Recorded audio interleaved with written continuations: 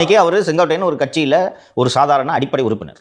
இருந்தாலும் அவருக்கான ஒரு அதிருப்தி இருக்கும்ல. நம்ம சொன்னோம் நம்மளவே நீக்கிட்டாங்கன்னா அப்புறம் எப்படி சார்? அவர் எதிராக தானே சார் வேலை செய்வார். அப்போ நீ 10 நாள் பொதுச் செயலாளருக்கு கெடு விதிப்ப வேடி பார்த்துட்டு இருக்க முடியுமா? என்ன நடவடிக்கை எடுக்கிறது? இப்போ கட்சியில் ஒரு மூத்த தலைவர் கட்சியின் பொதுச் செயலாளராக இருப்பவருக்கு எச்சரிக்கை விடுக்கிறார், கெடு விதிக்கிறார். அதை பார்த்துட்டு பொதுச் செயலாளர் அமைதியாக இருந்தா, இப்போ நீங்கள் சொல்கிறது மாதிரி ஒவ்வொரு ஓட்டும் முக்கியம்தான், செங்கோட்டையனோட ஓட்டும் முக்கியம்தான், அவர் கட்சி விட்டு நீக்கல. கழகக்குரல் எழுப்புறவங்க எல்லாருமே ஒன்றிணையணும்னு தானே சார் சொல்றாங்க. ஒன்றிணைன்னு தான் சொல்கிறாங்க. ஆனால் இது ஒரு பார்ட்டியில் இது இன்டிசிப்ளினாக இல்லையா கெடு விதிக்கிறது? இபிஎஸோட அத்தாரிட்டியை சேலஞ்ச் பண்ணுது. இப்போ கட்சி லீடரோட அத்தாரிட்டி சேலஞ்ச் பண்ணப்பட்டா சரி, நீங்கள் இதை விட்டீங்க என்ன ஆகும்?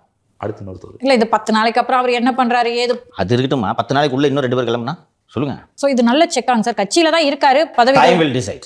Time will decide. இப்போவும் நான் ஒரு ஓட்டு கூட வீணாக கூடாது அப்படின்றதுல நான் உறுதியாக இருக்கிறேன். ஆனால் இது மாதிரி ஒரு ரெபலியன் கட்சியில் எழுதுன்னா அதுக்கு ஏதாவது ஒரு முடிவு கட்டணும். ஒன்று செங்கோட்டையனை கூப்பிட்டு பேசி உட்காரியா, உங்களுக்கு என்ன பிரச்சனை, சேர்க்கணும் எல்லாத்தையும் சேர்க்குறேன் ஏரியா, அப்படியாவது செய்யணும். அப்படி செஞ்சால் நீங்கள் ஒரு பலவீனமான தலைமை. கரெக்டா?